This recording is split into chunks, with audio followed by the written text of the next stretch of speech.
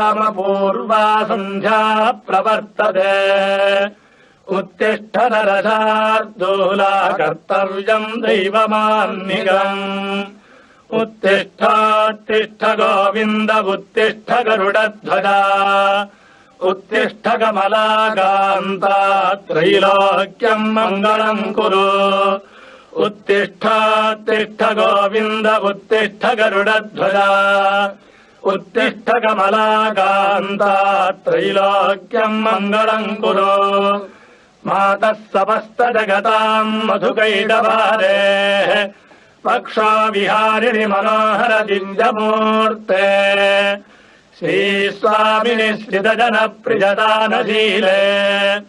श्रीवेङ्कटेशदयिते तव सुप्रभातम्